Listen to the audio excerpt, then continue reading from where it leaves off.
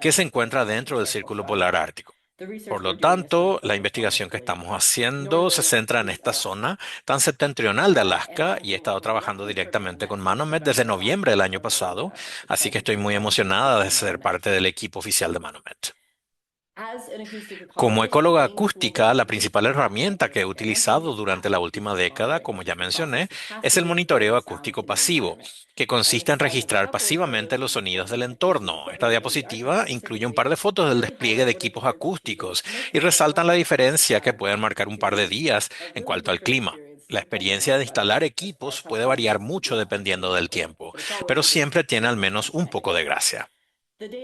Los datos que recopilamos al escuchar pasivamente de esta manera se pueden utilizar para comprender los paisajes sonoros, los comportamientos y movimientos de los animales, el ruido de fondo y muchos otros temas. Lo crucial es la interferencia mínima para los animales y su entorno, algo que me gusta mucho.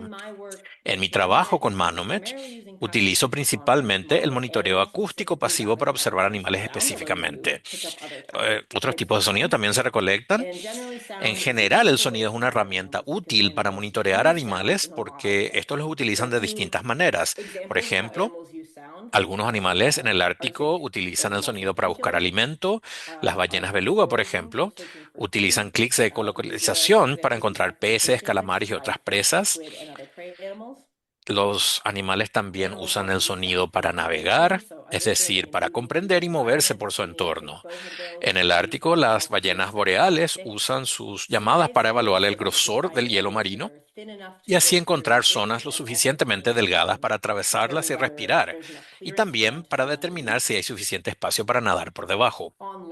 En tierra, muchas aves utilizan la comunicación, o más bien el sonido, para comunicarse, ya sea mediante exhibiciones para impresionar a otros animales o llamadas para mantenerse en contacto a distancia.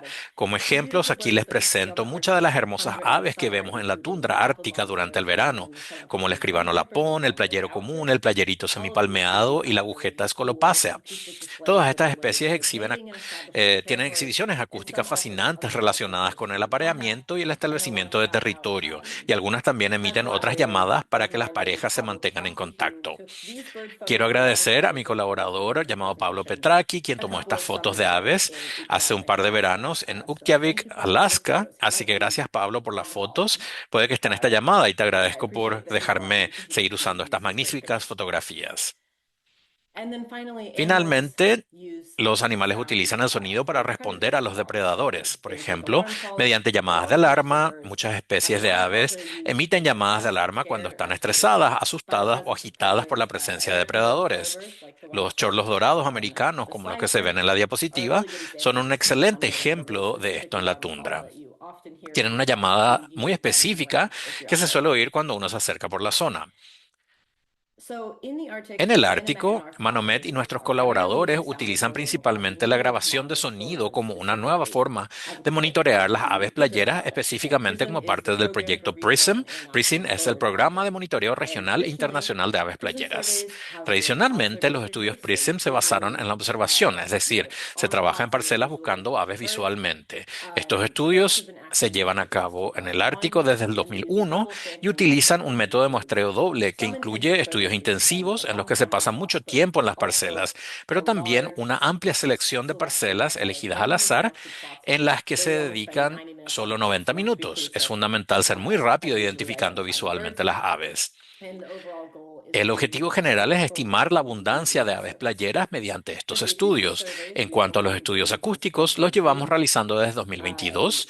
Además de minimizar las molestias para las aves, una ventaja del trabajo acústico es que podemos colocar las grabadoras en parcelas y dejarlas allí durante todo junio y julio para registrar datos durante todo el verano.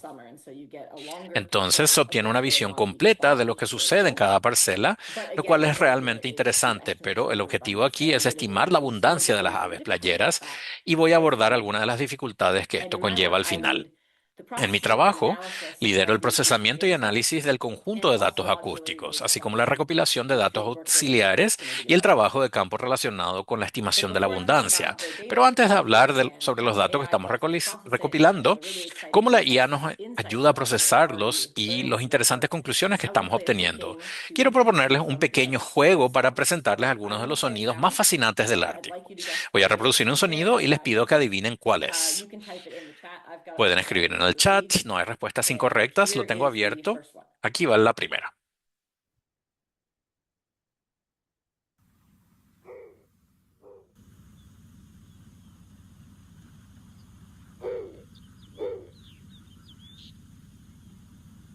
please let me know if you can't hear.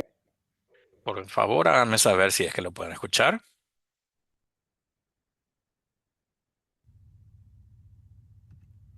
Right, one more time. Una vez más.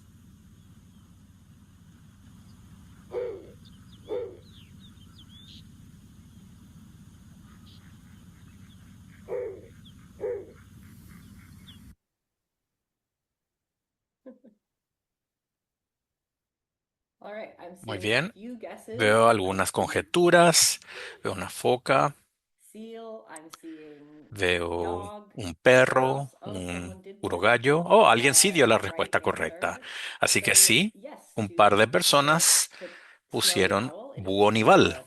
Es un the búho nival. ukpik, which is O the traditional ukpik, que es el nombre tradicional inupiat para esta A especie. lot of the pictures here Muchas de las are fotos que from the aparecen city of aquí son de la Ukjavik, ciudad de the fork Utqiagvik, in que ya northern mencioné, en Alaska, el norte de primarily Alaska. Es una native comunidad to Inuit, but principalmente also inupiat. their words Por eso también he incluido los for nombres animals que le dan a are los a little animales en las long, diapositivas especially anteriores. Alaska.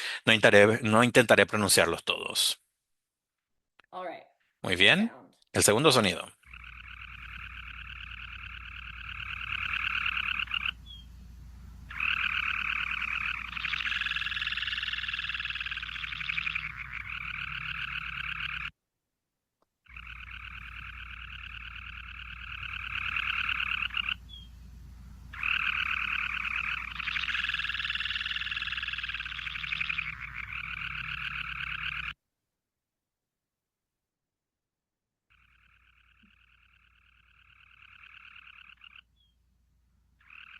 I'm seeing on this one, Veo que quienes han pasado tiempo en el Ártico saben those who've spent time in the Arctic exactamente de quién se know who trata. this one is. So yes, Sí, this is a sandpiper. este es Specifically, un it is the playerito, sun-palmated en concreto el sandpiper. playerito It's semipalmeado. very small, Emiten este really cool. canto durante una They exhibición realmente go up impresionante in en the la air que se and elevan en el aire muy really rapidly alto y just sort of vuelan fly around en in little pequeños círculos circles, cubriendo una gran distancia. and cover Y distance. lo más And asombroso really es que impressive that pueden they can do this hacerlo for minutes on durante end varios for such a small minutos bird. siendo un pájaro tan Really pequeño. Es realmente genial. Así que acertaron. So good guesses on that one.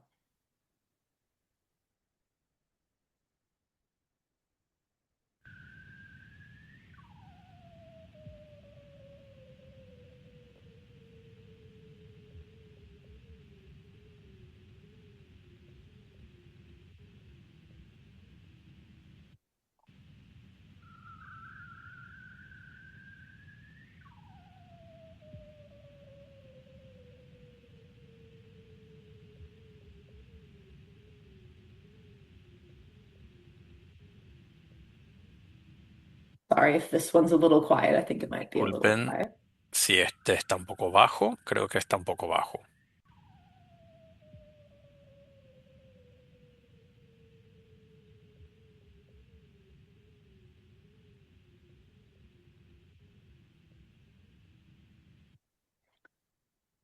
A ghost. Un fantasma. That one's a bit Eso es of a un poco trick, since it's engañoso not a porque bird. no es un That is a pájaro. bearded Esa es la sea vocalización de una foca vocalization. barbuda. So we don't hear Así that on que our no la recordings, oímos but en they're up nuestras there and grabadoras, making pero that ahí noise. arriba en el Ártico That is hacen a ese real ruido. courtship Es una display. exhibición de Again, they cortejo can do this for a masculina, really pueden long hacerlo time. durante It mucho tiempo y de alguna sort manera of conveys to les other indica a animals los otros lung animales capacity la and capacidad lung pulmonar y la fitness, and aptitud del so that's macho. Esa theorized es at al least menos la why they do teoría that. que It's a very explica cool por qué lo hacen call, I think. y me parece un canto muy interesante.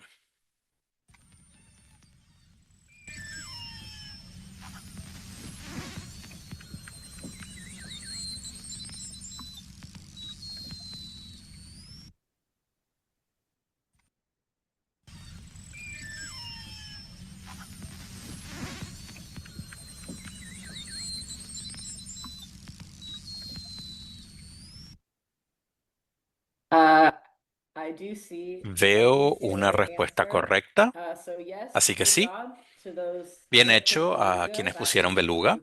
Esa es una belugas are beluga. A sometimes las belugas a veces se les canaries of the llama ocean canarios as del well. océano. Those are Dato curioso. whistles, which are Esos son primarily silbidos que son social calls principalmente llamadas sociales entre to ballenas be near with. individuales. And then I think this is Y our creo que last esta es one. la última.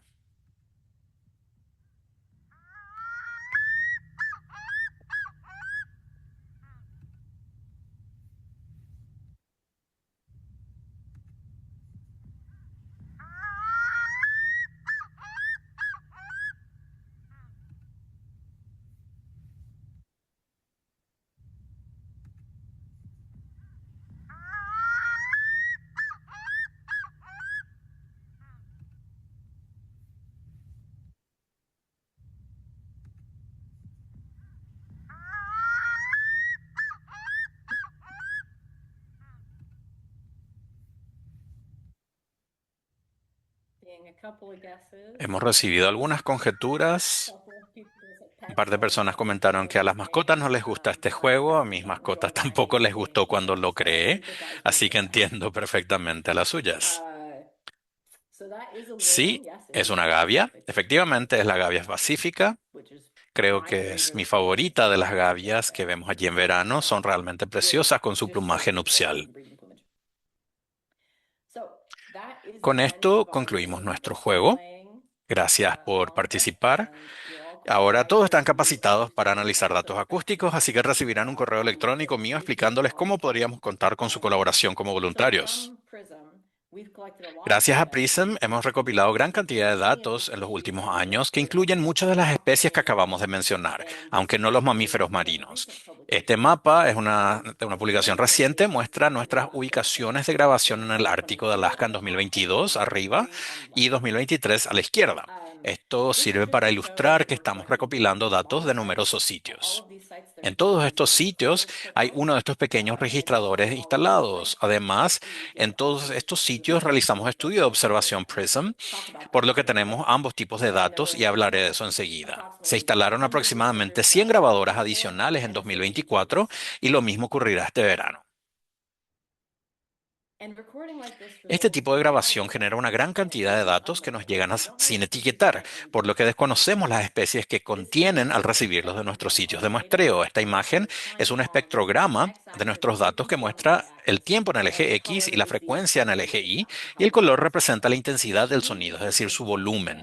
Si bien solemos escuchar los sonidos para identificarlos, es muy común que los científicos visualicen datos acústicos de esta forma para buscar señales de interés. Y una vez que hayamos escuchado los sonidos varias veces, podríamos identificarlos visualmente sin necesidad de escucharlos, lo cual suele ser más rápido.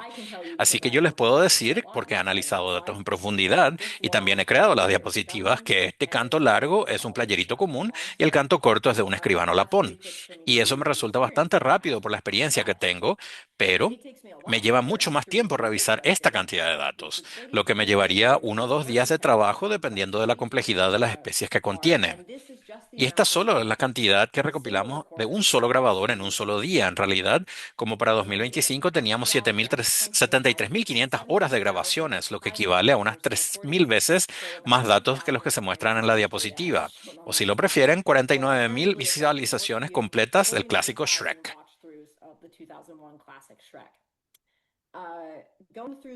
Analizar manualmente tal cantidad de datos ya es imposible, incluso después de solo unos pocos años de haber comenzado a grabar en estos sitios. Y aquí es donde la IA puede ayudarnos. En concreto, estamos utilizando modelos de aprendizaje automático llamados redes neuronales para detectar y clasificar automáticamente los sonidos de animales en nuestro conjunto de datos. Si bien la IA comercial es medio nueva, los científicos llevan décadas utilizando el aprendizaje automático y gran parte de lo que ahora se conoce como IA se llamaba Machine Learning hace 5 años, razón por la cual a veces se ven ambos términos. Conceptualmente, las redes neuronales están estructuradas a semejanza de las neuronas del cerebro humano. Aquí a la derecha se puede ver un ejemplo.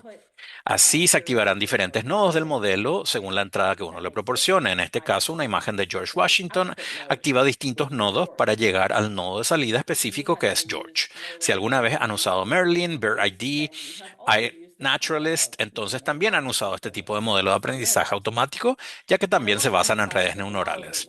Quiero recalcar que el modelo que hemos desarrollado, al igual que los otros modelos como Merlin y iNaturalist, utilizan IA, pero no generan contenido. A diferencia de ChatGPT u otras herramientas de IA disponibles comercialmente, estos modelos no son generativos. Si bien a veces presentan falsos positivos, no generan información errónea ni producen alucinaciones, como sí ocurre con las herramientas de IA generativa. Además, son de muy pequeña escala, por lo tanto, los modelos no se acercan ni de lejos al tamaño de los modelos subyacentes o los datos de la IA comercial, lo que significa que no tienen el mismo impacto ambiental. El modelo que hemos creado para los datos del Ártico se llama Arctic SoundsNet y se basa en un modelo existente, BirdNet, que fue creado y mantenido por Cornell y también por el Instituto Tecnológico de Chemnitz en Alemania.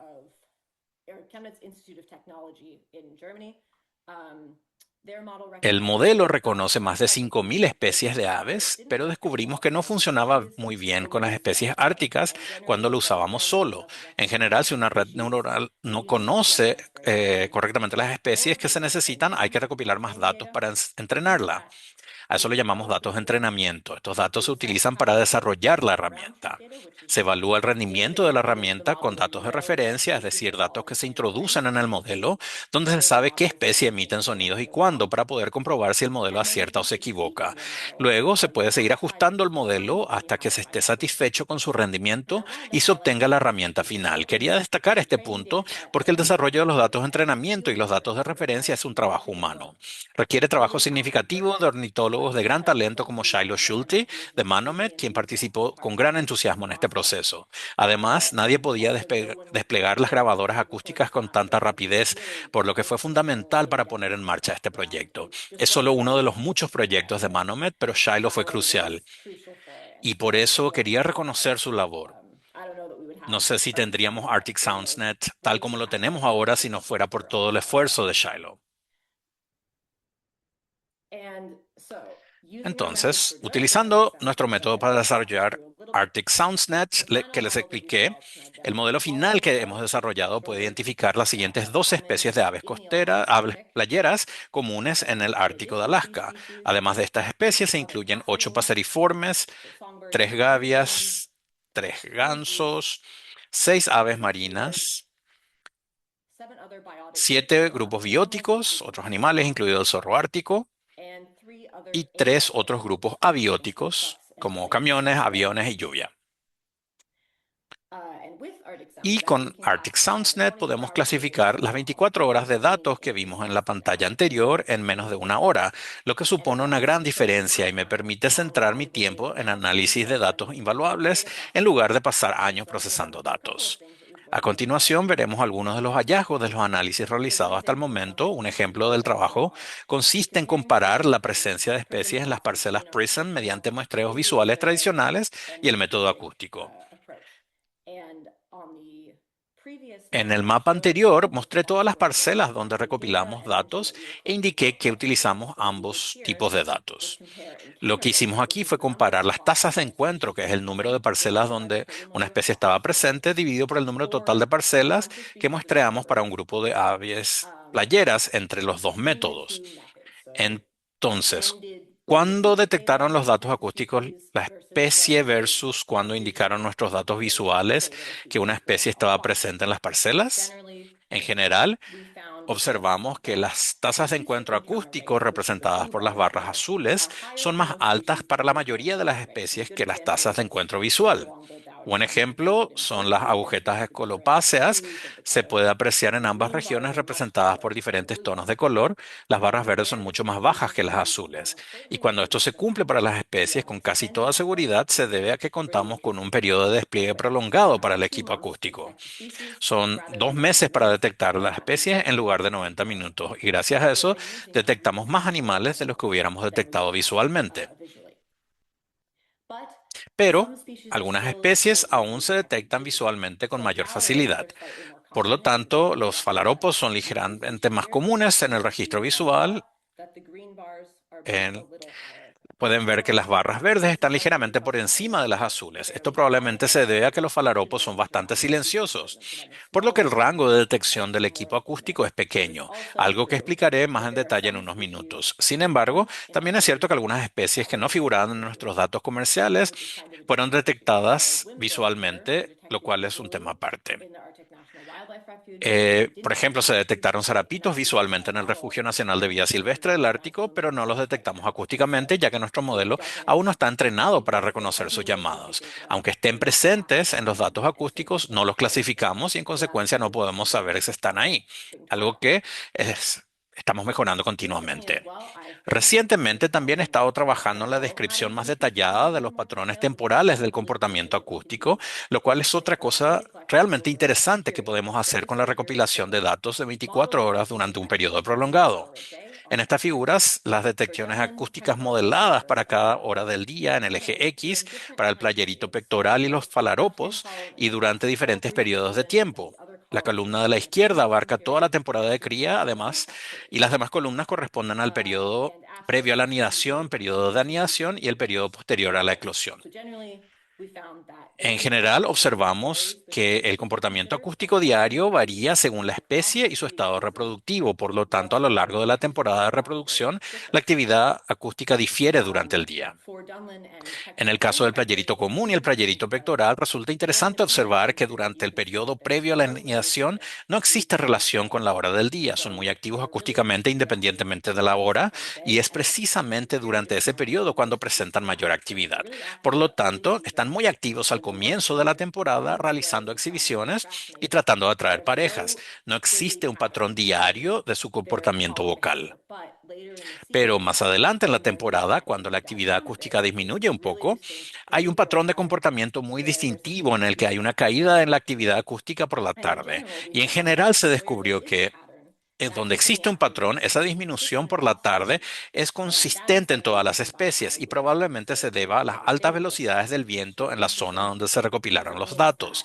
Esto es muy interesante porque significa que en otras áreas con patrones de viento diferentes podríamos observar un patrón horario muy distinto en cuanto cuando cantan las aves e incluso no observar ningún patrón en absoluto. Por lo tanto, demuestra que existe mucha complejidad en la hora del día que cantan las aves y que podemos obtener mucha información conductual interesante a partir de estos datos acústicos. Y para terminar, quiero hablarles un poco sobre en qué seguimos trabajando. Al principio de mi presentación mencioné que el aspecto clave de PRISM es que queremos estimar las densidades de especies. Y eso es bastante complejo con datos acústicos. Aquí tienen un ejemplo que muestra nuestra grabadora en el centro y algunos pájaros haciendo ruido a su alrededor. En la imagen se pueden ver las aves, pero los datos acústicos solo tenemos las señales acústicas. No sabemos cuántas aves son ni de qué especies son. Con Arctic SoundsNet podemos detectar estas llamadas y clasificarlas por especie con relativa facilidad, lo cual es un gran primer paso. Y tiene un par de pasos clave que voy a explicar. El primer paso es convertir el número de detecciones, como mencioné. Tenemos Arctic SoundsNet a la densidad de detecciones, lo que requiere que sepamos qué tan grande es el área que estamos mostrando. Y para convertir de un número de individuos necesitamos saber con qué frecuencia canta cada ave. Así que cuando sepamos cuántas detecciones tenemos, solo podemos convertirlo en la cantidad de aves que estamos escuchando. Si sabemos con qué frecuencia emite sonido cada ave. A eso lo llamamos tasa de señales. Las ecuaciones para determinar la densidad de esta manera son en realidad mucho más complejas, pero las he simplificado para esta presentación. Fueron desarrolladas por la doctora Alison Johnston en la Universidad de St. Andrews y hemos trabajado juntas para resolver este problema. Con los datos visuales, parte del proceso es mucho más sencillo, ya que se conoce el área explorada y la cantidad de individuos detectados al observarlos visualmente. Sin embargo, con los datos acústicos, obtener esta información resulta bastante difícil. Además, el alcance del estudio acústico, es decir, el área de estudio, depende de la distancia a la que se pueden oír las aves, lo que implica que depende del volumen de los sonidos de las distintas especies. Y la verdad es que no sabemos para la mayoría de las especies de aves. Solo hay unas 50 especies en todo el mundo con registros publicados de su intensidad de canto y ninguna de ellas es ártica. Así que hace un par de veranos tomamos esta pequeña grabadora que se ve en la pantalla y fui a grabar la intensidad del canto de varias aves. Y con ello hemos podido aportar 17 especies de aves adicionales que ahora cuentan con un registro publicado en el manuscrito que se muestra en esta diapositiva. Esto incluye el primer registro de sonoridad para una especie de ave playera, lo cual me pone muy contenta. La imagen muestra la amplitud de la fuente, es decir, la sonoridad de las especies árticas que estudiamos, con el color indicando la familia filogenética a la que pertenece cada especie. Como pueden ver, algunas especies, como el escribano nival, emiten sonidos mucho más fuertes que otras, como el falaropo de cuello rojo. Esto significa que nuestro grabador probablemente está cubriendo un área mayor para los escribanos nivales y un área mucho menor para los falaropos. Esta información es fundamental para estimar correctamente el área de muestreo de cada especie. Y en cuanto a la frecuencia de las señales, diré que todavía estamos trabajando en ello. Quienes han dedicado tiempo a observar aves probablemente saben que determinar con qué frecuencia canta un ave en particular es realmente difícil y hay muchos factores que influyen en ello, aún estamos buscando la mejor manera de hacerlo. El verano pasado pasé tiempo en el campo observando aves y contando sus cantos, pero eso también tuvo sus dificultades, así que seguimos trabajando en cómo utilizar esos datos. En el futuro se están considerando varias maneras de hacerlo. Una de ellas es la identificación acústica individual de las aves. A medida que los modelos de aprendizaje automático e inteligencia artificial mejoran, existe cierto interés en la comunidad acústica por identificar aves individuales a partir de sus sonidos, en lugar de solo identificar una especie. Esto nos ayudaría a superar ese obstáculo. Además, también nos interesa marcar aves pequeñas con etiquetas acústicas. Actualmente no existe nada parecido en el mercado, pero si lo hubiera, podríamos aprender mucho de este invento, más allá de simples datos sobre el comportamiento animal y sus vocalizaciones. Por eso estamos trabajando activamente para aumentar el conocimiento y el interés en esta idea, ya que sería fantástico ponerlo en marcha. Entonces, gracias por escuchar a toda esta información. Espero que les haya resultado entretenido y que les haya demostrado que las especies árticas producen sonidos fascinantes que utilizan para diversos fines y que el monitoreo acústico pasivo y las herramientas de IA pueden convertir estos sonidos en valiosos conocimientos ecológicos y hemos avanzado mucho hasta ahora. Esperamos que nos queden muchos años más de esta valiosa investigación, como ya he mencionado. Seguimos trabajando en la estimación de la densidad. También estamos explorando los paisajes sonoros en diferentes áreas y los efectos del aumento de la presencia humana en el Ártico de Alaska. Hoy hablé de este proyecto, pero también está en marcha. Esperamos profundizar estas cuestiones y otras más siempre que podamos seguir recaudando fondos para esta investigación. Dicho esto, les doy las gracias y con gusto responderé a cualquier pregunta. Thank you, Morgan. Gracias, Really Morgan. exciting. You got Esto es realmente really emocionante. Has conseguido que todos aquí intenten responder a las preguntas, a los sonidos. Yo fui quien mencionó el fantasma porque sonaba como un fantasma. Ni me imagino estar allá afuera en la oscuridad con esos sonidos.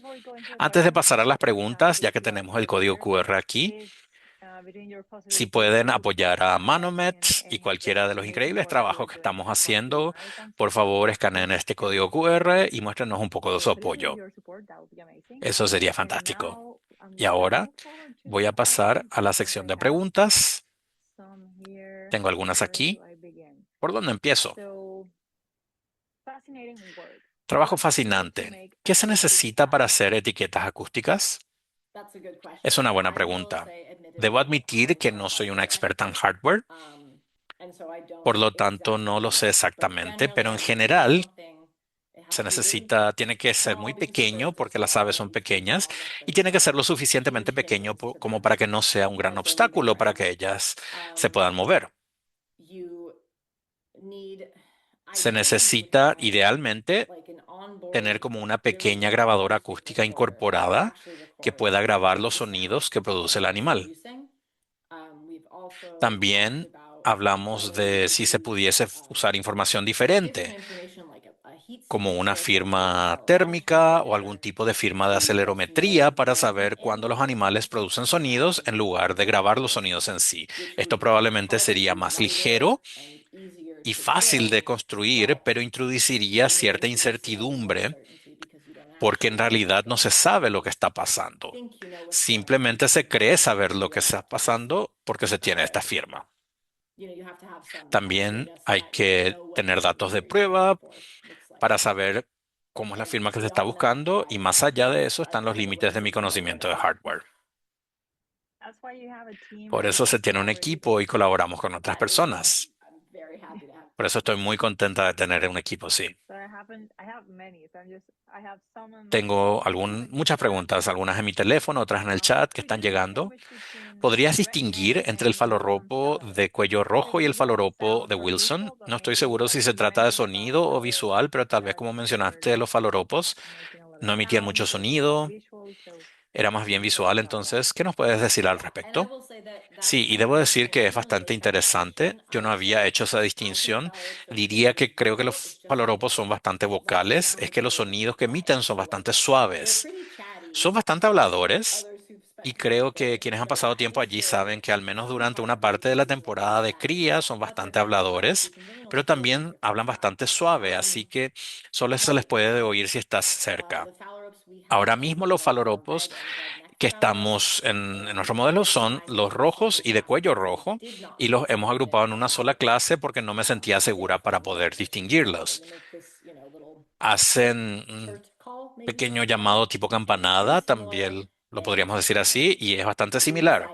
Así que decidimos combinarlo por ahora y no conozco los faloropos de Wilson lo suficientemente como para saber si eso seguiría siendo así o si es lo suficientemente diferente. Si ustedes pueden distinguirlos, están probablemente puedan enseñarlo a una computadora y eso es lo que That's why you need more se data. puede hacer. Por eso hacen falta más datos y tendrás que volver al campo.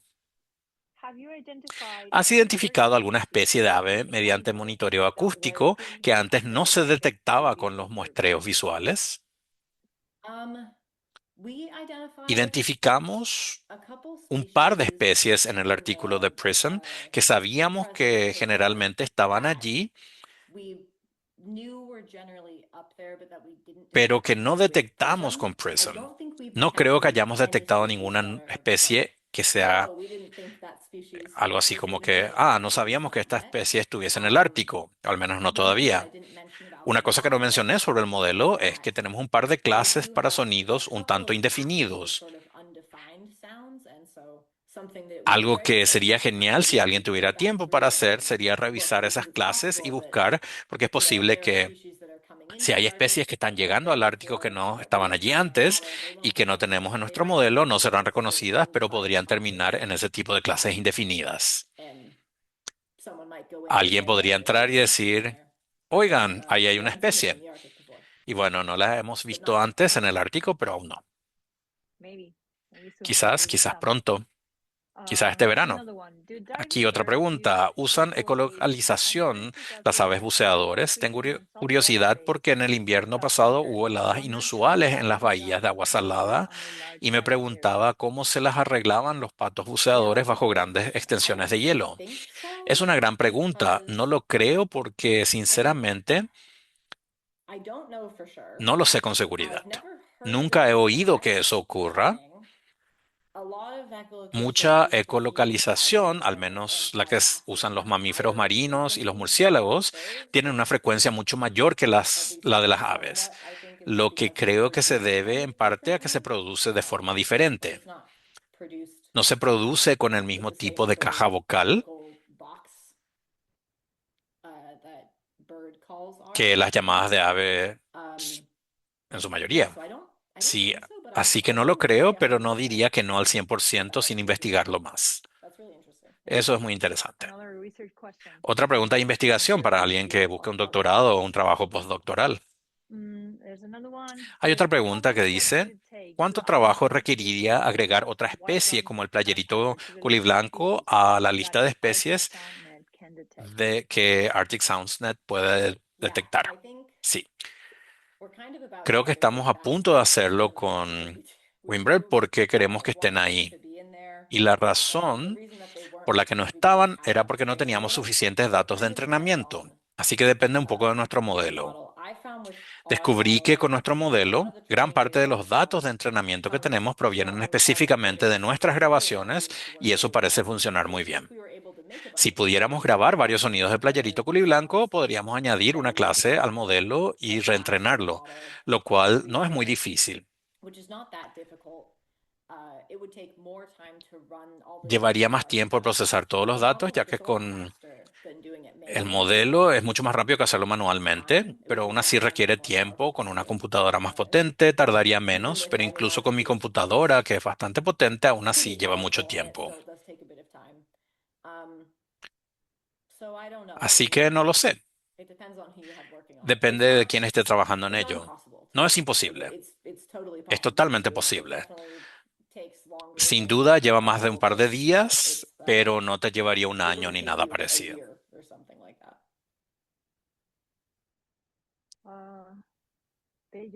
Questions just keep coming. Las preguntas no paran de llegar. More minutes. Tenemos Well, 10 another minutos más para how responderlas do you todas. identify ¿Cómo se how do you decide decide dónde colocar los dispositivos de grabación en un paisaje tan extenso y remoto como la tundra de Alaska?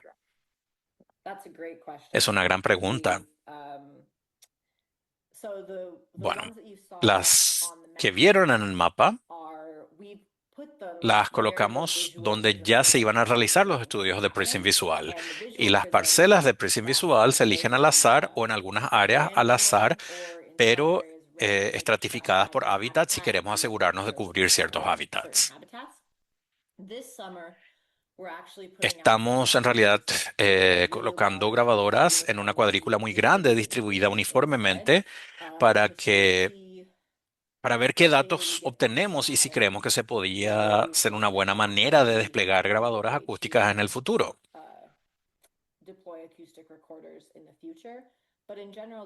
Pero en general, la forma en que lo hace Prism con el muestreo aleatorio suele ser una buena manera de cubrir un área especial. Y luego el muestreo aleatorio con la estratificación de hábitat es bueno si crees que el muestreo aleatorio simple podría sesgar tus resultados de alguna manera. Entonces, ambas son buenas maneras de hacerlo.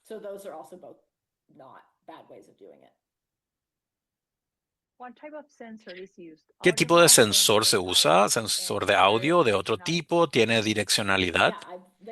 Sí, son sensores de audio y no puedo creer que me haya olvidado de mencionarlo. Así que me alegro que alguien lo haya preguntado. Si estamos usando sensores de audio, para aquellos que no saben mucho sobre equipos acústicos, los sensores de audio son bastante pequeños. Son de este tamaño, ojalá tuviese una aquí, pero las envié todo al Ártico hace poco, así que no tengo ninguna aquí en California ahora mismo. Pero son unas grabadoras pequeñas y bonitas, son bastante económicas, por lo que se están utilizando cada vez más en muchos proyectos, lo cual es genial.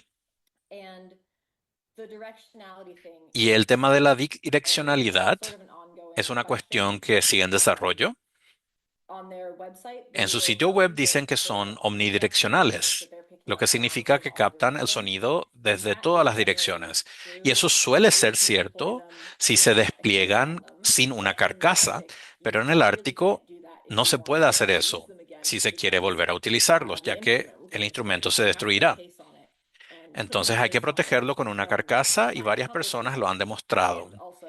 Y también sabemos por nuestros propios datos que la señal es más direccional.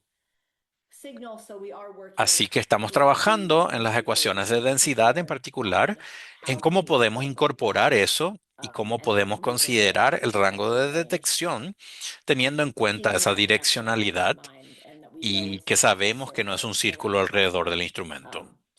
Así que todavía estamos trabajando en eso, pero sí son algo direccionales una vez que se colocan en la carcasa.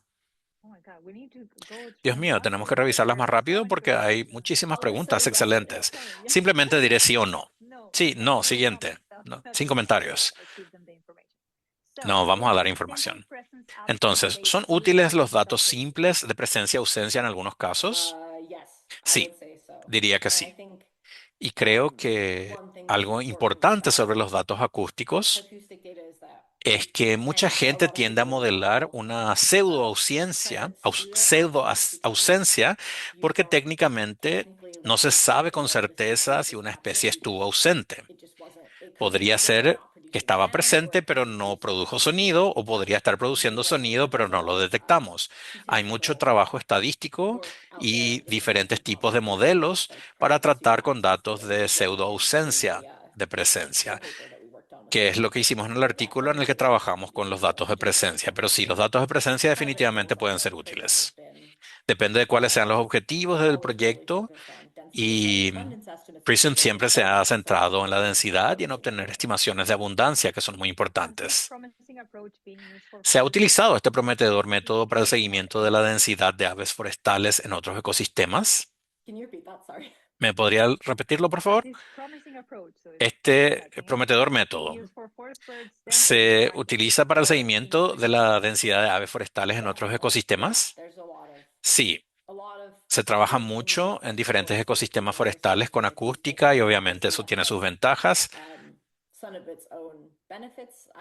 Diría que en cierto modo se termina trabajando con muchas especies de aves cantoras y creo que en algunos aspectos las aves cantoras son un poco más predecibles que las aves playeras en cuanto a su comportamiento, pero quizás sea porque no he trabajado tanto con ellas. Sin embargo, los ecosistemas forestales presentan sus propios desafíos, ya que hay muchos árboles que pueden bloquear el sonido y otras cosas que pueden afectar la forma en la que los equipos acústicos lo detectan. Pero no es insuperable. Hay mucha gente que utiliza acústica en los bosques. Veamos, estoy viendo las preguntas. ¿Cuántas grabaciones se necesitan generalmente para que el modelo de IA funcione? También una muy buena pregunta. Estamos tratando de obtener al menos 100 ejemplos para cada especie. Para algunas especies terminamos con muchos más. Para algunas especies nos sobraron algunos y realizamos un aumento de datos para eso, que es básicamente como tomar un ejemplo, hacerlo un poco más ruidoso o cambiar un poco la posición en el tiempo. Así es como un nuevo ejemplo, si no tenemos tantos ejemplos como nos gustaría tener. Me sentí bastante bien usando 100, pero creo que podríamos haberlo intentado con menos. Hay algunos tipos de modelos que se centran en decir, por ejemplo, que solo necesitas 5 o 10 buenos ejemplos.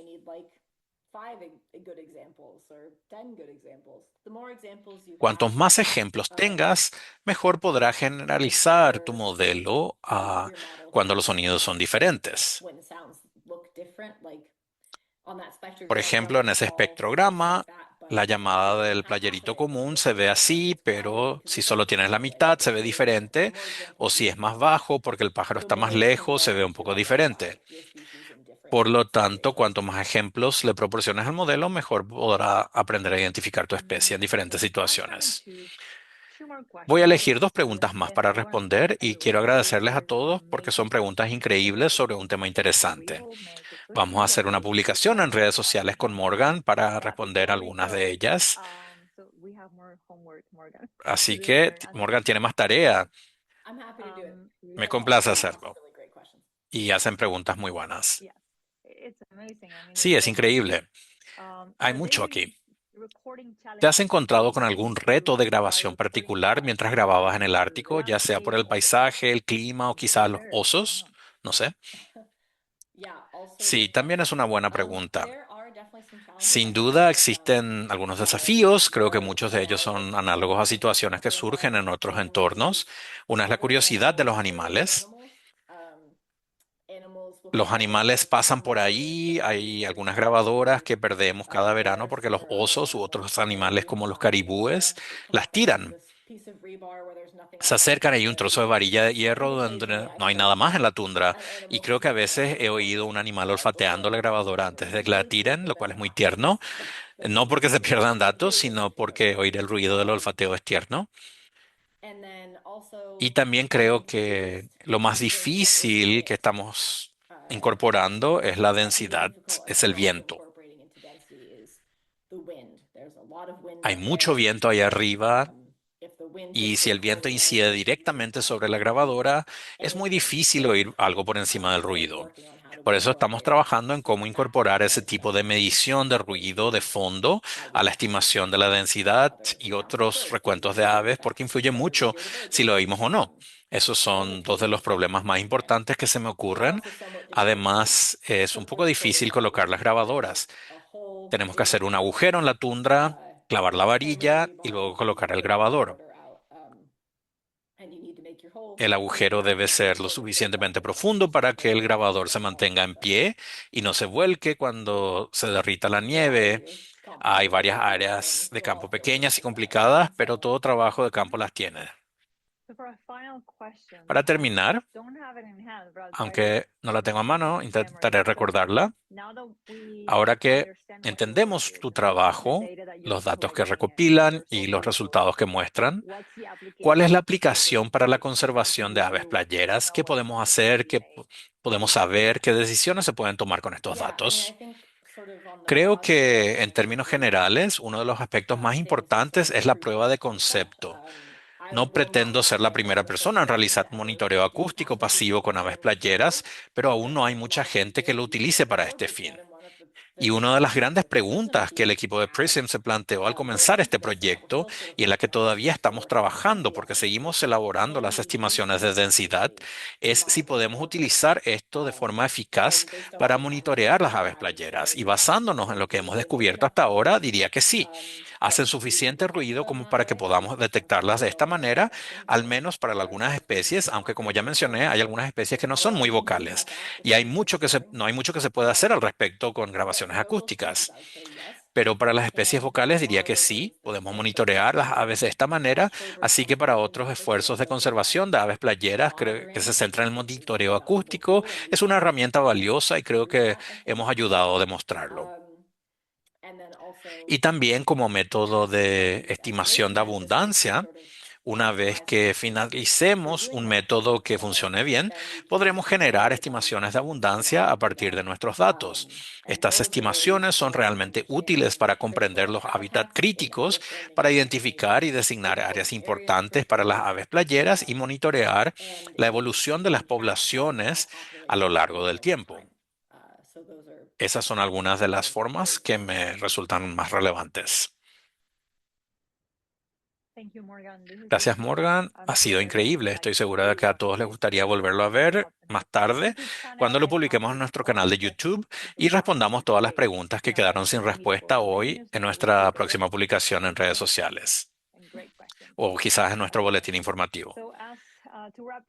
Para concluir esta increíble sesión, quiero recordarles que Manomet Conservation Sciences es una organización sin fines de lucro. Tenemos nuestra base en Manomet, Massachusetts. Y como han visto, nuestro trabajo abarca todo el continente americano, desde el Ártico hasta el sur, en Chile y Argentina. Así que si podemos obtener su apoyo, sería increíble todo el trabajo que estamos haciendo. Si quieren mantenerse conectados, síganos en redes sociales, suscríbanse a nuestro boletín y compartan nuestro trabajo con algún amigo o colega. Eso siempre ayuda. Es una forma sencilla de apoyar la conservación, es difundir nuestro trabajo y animar a otros que también lo apoyen. Así que una vez más, gracias a todos. Gracias a Félix, nuestro intérprete, por ser nuestra voz en español y nos vemos el próximo mes para otro seminario web. Adiós a todos. Adiós, Morgan. Adiós. Gracias.